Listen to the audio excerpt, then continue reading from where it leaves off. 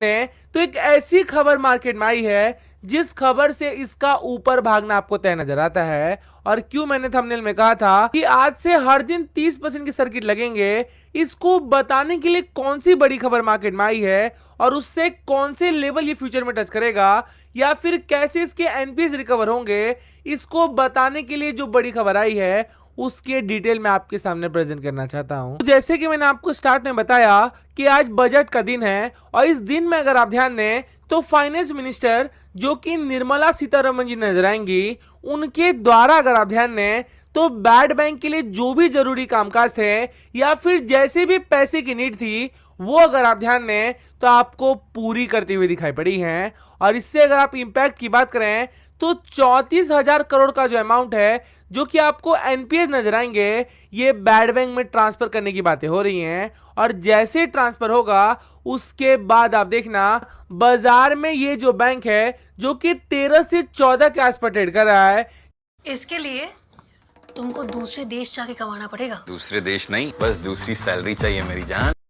ये आपको रॉकेट बनती हुई नजर आएगी। और ये क्यों रॉकेट बनेगी और क्यों मैंने कहा था कि बैड बैंक के सारे इंपैक्ट आपको फ्यूचर में पॉजिटिव नजर आएंगे, चाहे आप यस बैंक की बात कर लें, आईडीबीआई की बात कर लें, आईडीएफसी फर्स्ट बैंक की बात कर लें, इंडसइंड बैंक देख लें, सबकी अगर आप उम्मीदों पे ध्यान दें तो ये आपको बैड बैंक के ऊपर टिकी हुई नजर आ रही हैं। और इसके साथ कौन सी अदर खबरें आ रही हैं जिससे यस बैंक में हलचल स्टार्ट होगी, ये भी मैं आपके सामने एक बार प्रेजेंट करना चाहता हूं। तो ये जो बड़ी खबर आपको यस बैंक को लेकर दिखाई पड़ रही है ये मैंने आपके सामने प्रेजेंट कर दिया है। और यहाँ पे अगर आप ध्यान दें तो यस बैंक के जो एसेट क्वालिटी पर लगातार सवाल बढ़ाए जा रहे थे और जो लगातार बाजार में ये बातें कही जा रही थी कि ये 10 जाएगा, 5 जाएगा या फिर ये आपके पैसे डुबाएगा, तो उसके सामने अगर आप ध्यान दें तो एक ऐसी बात इसके सीईओ की तरफ से निकली है जिन बातों पे अगर आप नजर डालें तो आपका जो तो आपका सारा जो टेंशन है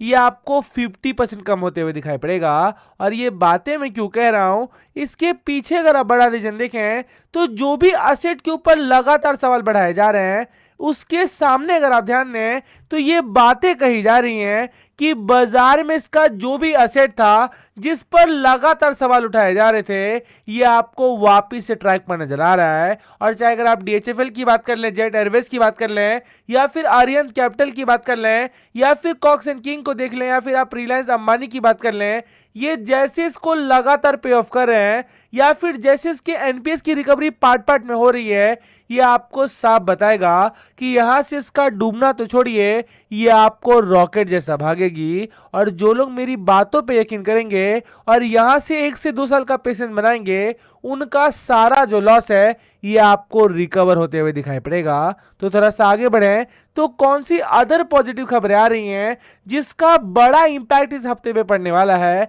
ये मैं आपके सामने प्रेजेंट करना चाहूंगा। तो यस बैंक में कैसी खरीदारी आपको जनवरी के पहले हफ्ते में हुई है ये मैंने आपके सामने प्रेजेंट कर दिया है। और यहाँ पे अगर आप ध्यान दें तो पहला जो नाम है ये आपको एलआईसी का नजर आएगा। और ये बातें मैंने आपको स्टार्ट में समझाई थी कि जैसी खरीदारी इनके द्वारा बढ़ती जा रही है और जैसे भरोसा इनके द्वारा बढ़ते जा रहा है, उस भरोसे अगर आपने सही तरीके से पे दाव लगा दिया तो मुझे ऐसा लगता है कि बाजार में यहां से कमाई की जो चांसेस हैं ये आपको बढ़ते हुए दिखाई पड़ेंगे। और इन बातों को अगर आपने इग्नोर कर दिया और यहां से अगर आप कोटक की बातों को झूठ लाते हैं या फिर मीरा एसेट की बातों को झूठ लाते हैं या फिर सुंदरम की बात कर ले या फिर आप एचडीएफसी की बात कर लें, ये जैसे लोग लगातार माल बढ़ाए जा रहे हैं ये आपको साफ बताएगा कि जितना भी यस बैंक नीचे गिरा है इसके बाद अगर आप ध्यान दें तो बड़ी जो रिबाउंड स्टोरी है ये आपको साफ देखने को मिलेगा। और ये रिबाउंड स्टोरी क्या आएगी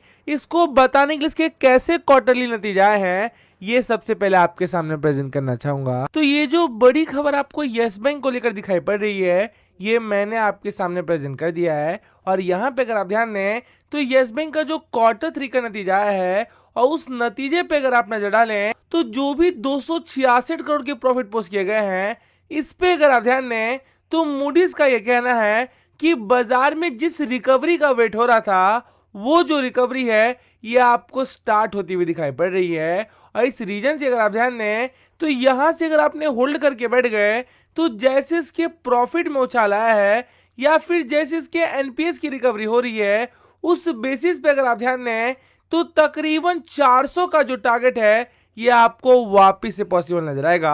और ये बातें मैंने आपको स्टार्ट से समझाई हैं कि अगर आपने लॉन्ग टर्म का पेशेंस बना लिया तो इस लेवल से अगर आप ध्यान दें तो एक मोटी जो कमाई है ये आपको पॉसिबल नजर आएगा। और ये बातें मैं क्यों कह रहा हूं, इसको बताने के लिए कौन सी पॉजिटिव और खबरें आ रही हैं वो मैं आपके सामने प्रेजेंट करना चाहूंगा। तो ये जो बड़ी खबर आपको यस बैंक को लेकर दिखाई पड़ रही है ये मैंने आपके सामने प्रेजेंट कर दिया है। और इस खबर पे अगर आप नजर डालें तो आपको अच्छे से पता होगा कि यस बैंक के जो एटीआर बॉन्ड थे जिसमें तकरीबन 8,500 करोड़ का जो अमाउंट है ये आपको निवेशकों के डिफॉल्ट नजर आए थे। और इसको लेके अगर आप ध्यान दें तो कोर्ट ने फैसला दिया था कि जो भी आरबीआई कहेगा वही अगर आप देखें तो यस बैंक को करना पड़ेगा। और उस पर अगर आप ध्यान दें तो आरबीआई का ये कहना है बाजार में जो भी ये बॉन्ड्स बांटे गए थे इसके सारे जो इंडिकेशन है ये आपको सारे निवेशकों को बताया गया था। और इस रीजन से अगर आप ध्यान दें तो जो भी पैसे डूबे हैं